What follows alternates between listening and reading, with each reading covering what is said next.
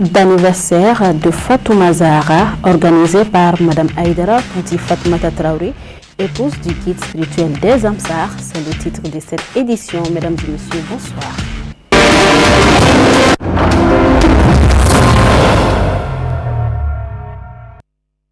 Encore une fois de plus, bonsoir et bienvenue. Comme je l'annonçais dans le titre, la cour de la Médersa Sazi Ziwaraza vibre au rythme des festivités commémoratives de la date d'anniversaire de Fatoumata Zahara, fille du saint prophète Mohammed.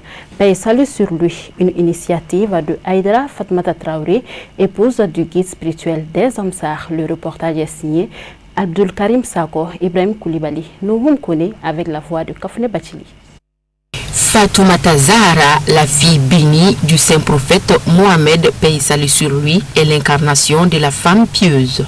Femme musulmane vertueuse, normal donc de faire des rappels sur les caractères sages de Fatima Zahara. C'est fort de cette conviction que sa date anniversaire est célébrée tous les ans par Mme Haïdara Tanti Fatoumata Traoré, épouse du guide spirituel des Ansar, Seyd Chérif Ousmane Madani Haïdara. Ponctueux d'une série d'activités, notamment des salubrités, de jeux d'enfants, des conférences débats, de prêches. Cette semaine à l'honneur de Fatima Zahara s'achève ainsi par cette grande cérémonie ponctuée des rappels des nobles qualités de Fatima Zahara. Je salue Mme Haïdara Fatima Traoré. Salutations et beaucoup de bénédictions. Vraiment, qui forme une femme, c'est un pays entier qu'elle vient de former tout de suite. Donc, elle nous a appris à travers Firdaus à fabriquer du savon. Le savon, tout le monde sait que c'est utile dans la vie de nous tous. Tout le monde a besoin du savon. Et à tout moment, en toute période. Donc, vraiment, on a beaucoup appris avec l'atelier Firdaus dans la fabrication du savon, eau de javel, le savon liquide et tout. Et avec beaucoup d'autres choses. Voilà, on la remercie beaucoup et demander à Dieu de la donner longue vie, santé et beaucoup de bonheur, et à toute la famille chérifienne aussi. Allongeant la liste des œuvres de générosité menées toute une semaine, Mme Haïdara Tanti Fatoumata Traoré, épouse du guide spirituel des Ansar, Seyd Chérif Ousmane Madani Haïdara, n'a pas lésiné sur les moyens à travers la remise des denrées alimentaires aux nécessités, la distribution des habits et autres gestes de bienfaisance pour un montant de plus d'1,2 million de nos francs. Donc aujourd'hui nous célébrons Tanti Fatoumata qui a initié cette journée. Sinon toutes les autres mamans quand même ont leur journée. Mais aujourd'hui nous sommes là pour Tanti Fatoumata. La formation qu'elle a eu à initier à l'endroit des femmes de cette association, je pense que c'est salutaire. Parce que quelqu'un qui autonomise une femme, je crois que tu as aidé toute une nation. Donc raison pour laquelle nous félicitons l'association Haïdara Fatoumata Zahara pour cette belle initiative et nous les exhortons à multiplier ces genres de formations pour que chaque femme soit autonome dans son foyer. Une fois que la femme est autonome, elle peut épauler son époux. Donc l'autonomisation de la femme ne veut pas dire que la femme est au-dessus de l'homme. Non, loin d'être là. Mais ça permet quand même à la femme de pouvoir aider son époux à pouvoir relever les défis au sein de son foyer et en même temps subvenir à ses besoins elle-même. Donc c'est pour cette raison que l'initiative elle est très salutaire. Nous remercions Tanti Fatoumata et nous prions Allah subhanahu wa ta'ala que chaque année quand même qu'il y ait d'autres formations et que les formés soient plus nombreuses que pour cette année. La formation s'est très bien passée. C'était une formation à la hauteur. C'était une formation qui était vraiment utile pour ces femmes. Et nous remercions vraiment Tanti Fatoumata Traoré qui a eu une initiative d'aller vers ces genres de formations pour l'autonomisation et pour aider encore d'autres femmes. Donc tout ce que moi je peux dire à ces femmes, c'est de continuer à se battre, pour que l'initiative dont nous avons pris pour l'anniversaire de Fatoumata Zahra ne soit pas vaine. Donc pour encore encourager Tanti dans ses efforts, tout ce que je peux dire à ces dames, de prendre leur courage en main et essayer de se battre toujours pour que ce que nous attendions d'eux, ce qu'elles deviennent dans l'avenir, que ce soit le cas, vraiment. L'instant est mis à profit pour récompenser les multiples efforts fournis par Mme Haïdara Tanti Fatoumata Traoré, épouse du guide spirituel des Ansar. Ainsi, plusieurs présents lui ont été offerts, dont un Coran en tableau, un tableau de remerciement de l'association Haïbaou Fatima Zahra. À tour de rôle, les différents intervenants ont de vives voix remercier Mme Haïdara Tanti Fatoumata Traoré, épouse du guide spirituel des Ansar, pour ses bienfaits et son amour pour les descendants du saint prophète Mohamed paix salut sur lui. Remise d'attestation de formation et de reconnaissance et la Fatiha ont clos la 20e édition de l'anniversaire de Fatima Zahra. Vivement la prochaine édition.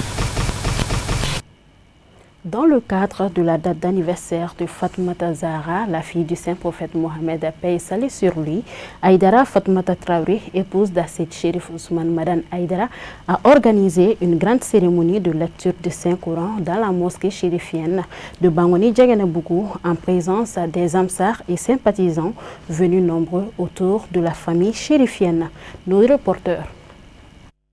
Années antérieures, cette foule ayant pris d'assaut la grande mosquée chérifienne est venue pour un seul objectif, célébrer en grande pompe l'anniversaire de Fatima Zahra, la fille bien-aimée du saint prophète Mohamed paix salut sur lui.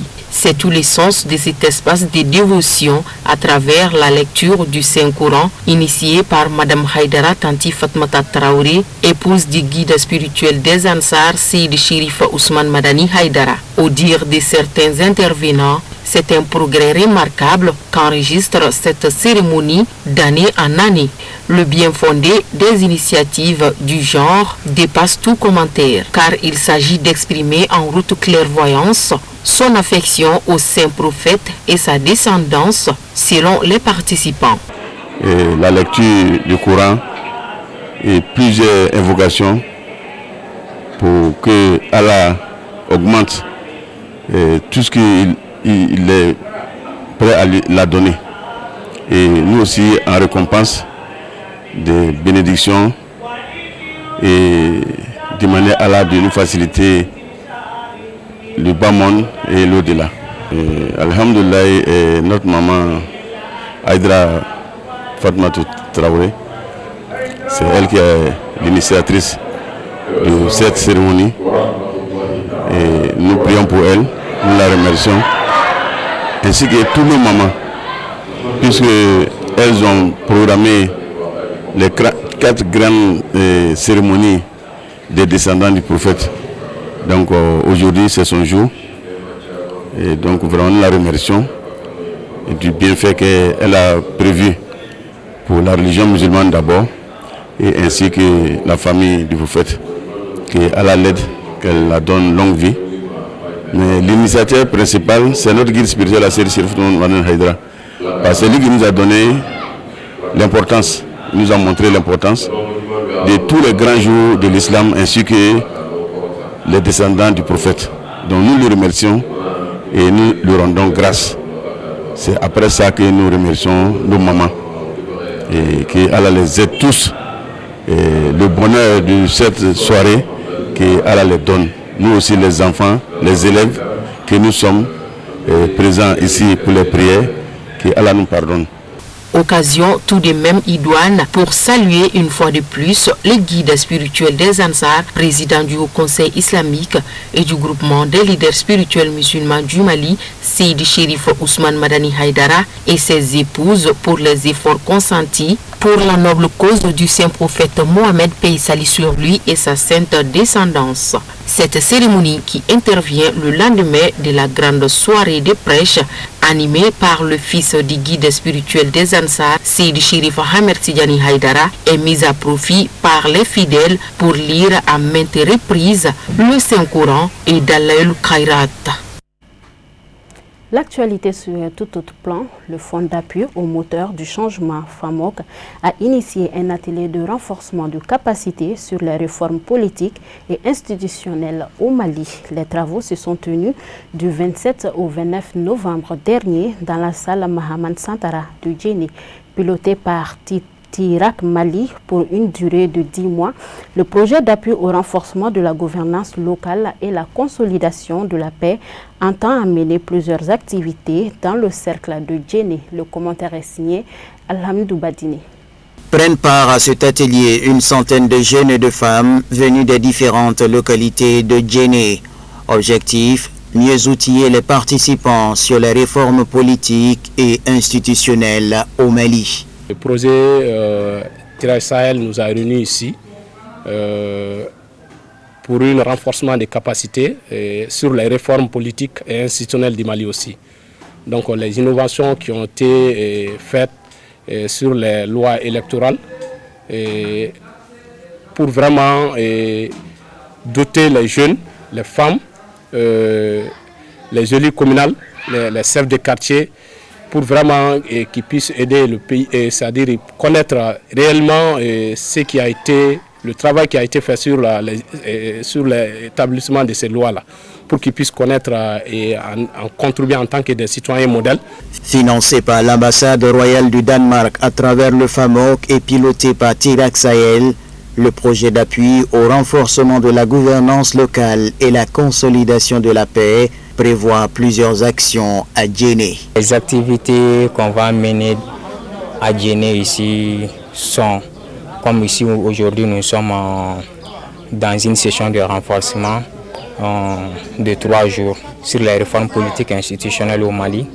Donc nous allons aussi renforcer la capacité des jeunes et des femmes sur la prévention et la gestion des conflits communautaires. Et puis nous allons mener une étude sur les formes, les causes et les conséquences de la non-implication des jeunes et des femmes dans les prises de décision et les instances de décision. Nous allons également former 20 jeunes et femmes dans les métiers porteurs, à savoir la saponification, la transformation de l'air local, la coupe-couture, la réparation et installation des panneaux solaires. Nous allons également faire une journée porte ouverte des institutions sur la gouvernance, les institutions de la gouvernance. L'initiative est saluée à juste titre par les premiers responsables locaux pour qui la démarche cadre parfaitement avec la vision des plus hautes autorités du pays. Pour ces 10 mois-là, vraiment, les activités qu'ils ont programmées sont vraiment des activités très très appréciées ici. Donc nous les accueillons à bras ouverts pour vraiment la réalisation de ces projets. Un projet dont nous attendions beaucoup. Un projet qui vient à point nommé aujourd'hui pour vraiment vulgariser la paix, former nos jeunes, nos femmes pour la paix. Nous savons ce que c'est que la paix aujourd'hui au Mali, puisque nous en souffrons de la paix.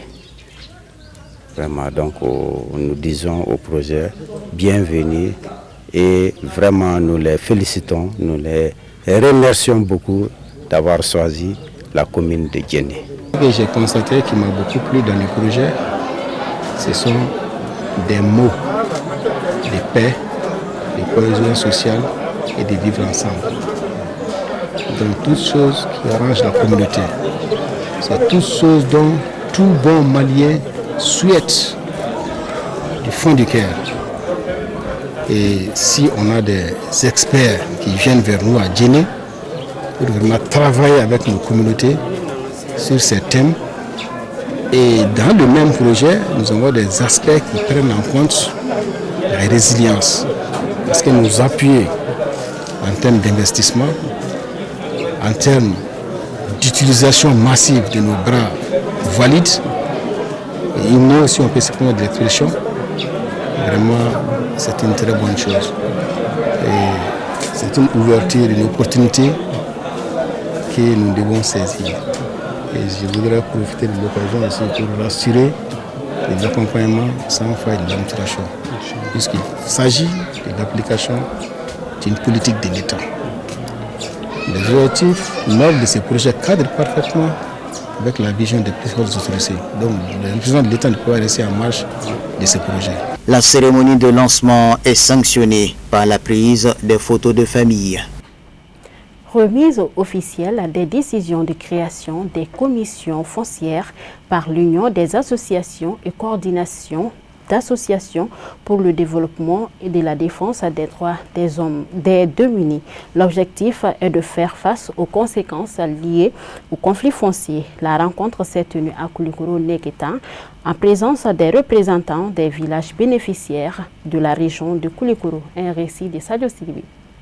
Cette rencontre est le fruit d'un consensus concrétisé grâce au projet UACD Nabel, occasion pour les responsables du projet de remettre officiellement les décisions de création des commissions foncières villageoises COFOV aux villages bénéficiaires, lesquels se sont fortement réjouis avant de saluer la pertinence de cette initiative. L'objectif, selon les responsables, est de faire face aux conflits fonciers dans les zones rurales. Je suis très content puisque c'est l'un des résultats du projet PTCS, puisque le volet sécurisation foncière, gouvernance des ressources naturelles, c'est le volet spécial qui a été confié à l'IACCD.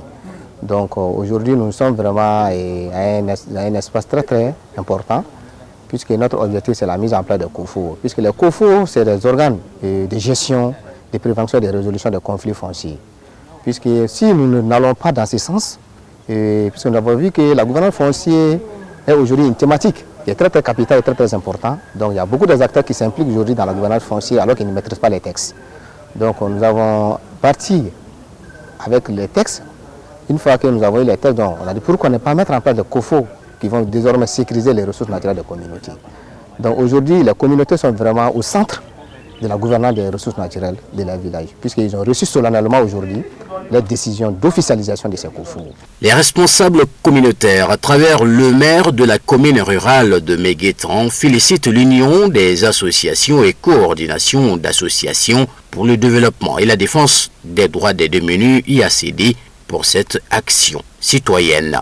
Dans la même veine, il a rappelé les difficultés majeures liées au litige foncier. Très heureux aujourd'hui de prendre part à la remise officielle des attestations de création des COFO.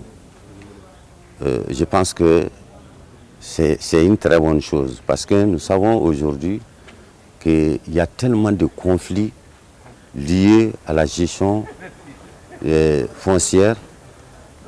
S'il y a aujourd'hui une structure dans le village qui est capable, et avec tous les outils en main, de chercher des solutions, des compromis pour la gestion vraiment de nos terres, c'est une très bonne chose.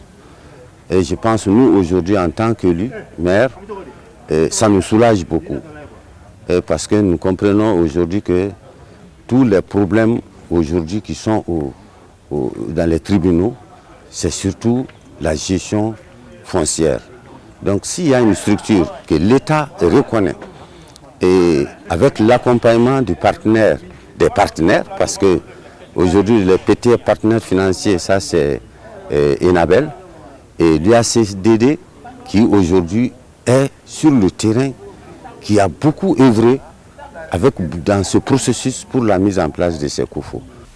Les COFOV ayant reçu leurs décisions bénéficieront d'une session de formation sur leur rôle et responsabilités au dire du responsable du projet. Les COFO ont reçu leurs décisions, donc une fois reçues les décisions, il faut les former.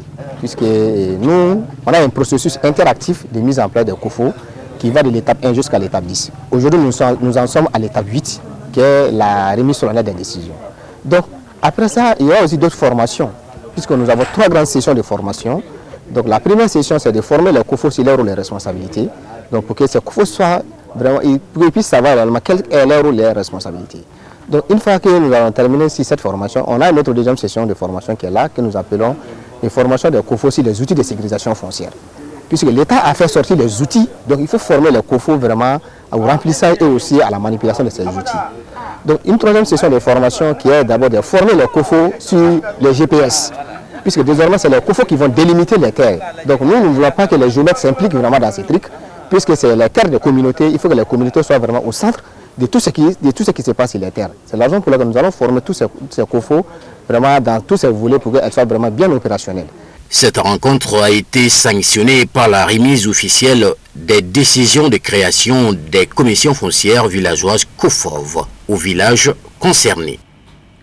L'actualité internationale, un préfet en image avec la voix de Khadija Traoré.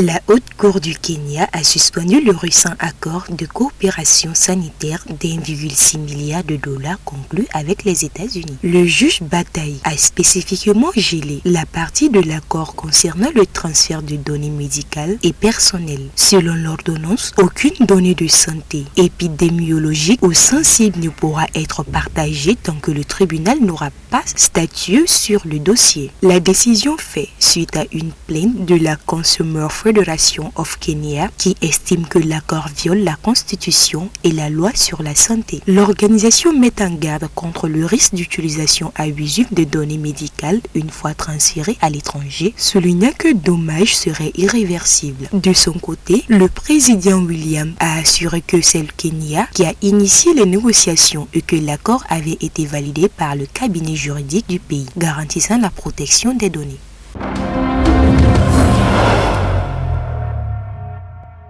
Les États-Unis ont menacé jeudi de couper leur aide au Soudan du Sud. Washington reproche à Juba des taxes exorbitantes imposées aux organisations humanitaires, entravant ainsi leur bon fonctionnement. Si la menace américaine était mise en œuvre, elle mettrait à l'épreuve de nombreux habitants qui dépendent de l'aide pour leurs besoins essentiels. Plus de 70% des 11 millions d'habitants du pays, selon l'Organisation des Nations Unies. Les États-Unis disent avoir fourni plus de 9,5 milliards de dollars d'aide au Soudan du Sud depuis son indépendance en 2011, alors que les recettes pétrolières du pays s'élevaient à environ 25 milliards de dollars. Mais elles ne profiteraient pas à la population en raison de la mauvaise gouvernance, soulignant les autorités américaines, et exhorte Juba à plus de transparence dans la gestion de l'aide, à la fin des entraves contre les opérations humanitaires et à agir en véritable partenaire. Réunis à Abuja en décembre 2025, les chefs d'État de la région ont approuvé la suppression de plusieurs taxes sur le transport aérien et une réduction de 25% des frais passagers et de sûreté. Ces mesures entreront en vigueur le 1er janvier 2026. Pendant des années, l'aviation ouest-africaine a été freinée par des taxes et redevances trop nombreuses. Selon des études régionales et internationales, les passagers peuvent parfois payer jusqu'à 66 frais différents et les compagnies aériennes plus de 100 taxes, une situation qui pénalise les voyages, le tourisme et le commerce. La nouvelle loi adoptée par la CEDEAO vise à aligner la région sur les standards internationaux et à relancer le secteur. Les effets attendus, des billets moins chers, une hausse du trafic, des compagnies renforcées et davantage d'opportunités économiques. Les États membres devront adapter leur législation, tandis que les compagnies aériennes sont invitées à répercuter ces baisses sur les voyageurs. La CEDEAO mettra en place un mécanisme de suivi et soutiendra d'autres initiatives comme des installations de maintenance communes et des normes de sécurité harmonisées.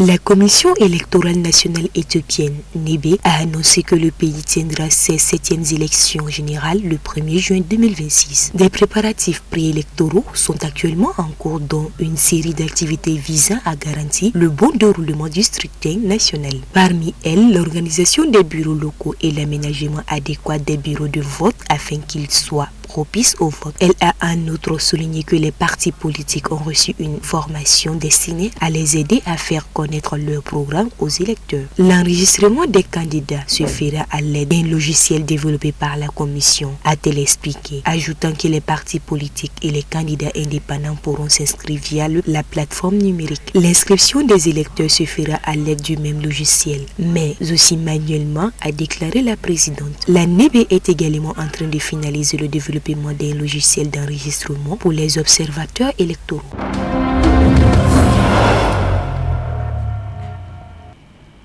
Communiqué, le président du Haut Conseil islamique du Mali informe toute la communauté musulmane du Mali que c'est avec plein de tristesse qu'il a appris le décès de son éminence Cheikh Abderrahmane Essayouti, imam de la grande mosquée d'Ingaribert de Tombouctou, survenu le mercredi 10 décembre 2025 à Tombouctou. Le Haut Conseil islamique du Mali, au nom de toute la communauté musulmane du Mali, adresse ses condoléances les plus attristées à la famille de Cheikh Essayouti et prie pour le repos éternel de son âme. Durant toute sa vie, il s'est battu pour l'islam et a œuvré pour l'épanouissement social de la population de la ville de Tombouctou. C'est une très grande perte pour le Mali, mais nous sommes à Dieu et nous retournerons vers lui. Qu'Allah Subhanahu wa Ta'ala lui fasse miséricorde. Nous prions qu'Allah Subhanahu wa Ta'ala pour qu'il rende grâce à l'âme de nos illustres disparus et qu'il lui englobe de sa miséricorde infinie. Fait à Bamako le 10 décembre 2025. Et c'est ce qui m'a fait à cette édition d'information. Merci à vous de l'avoir suivi. Très bonne soirée.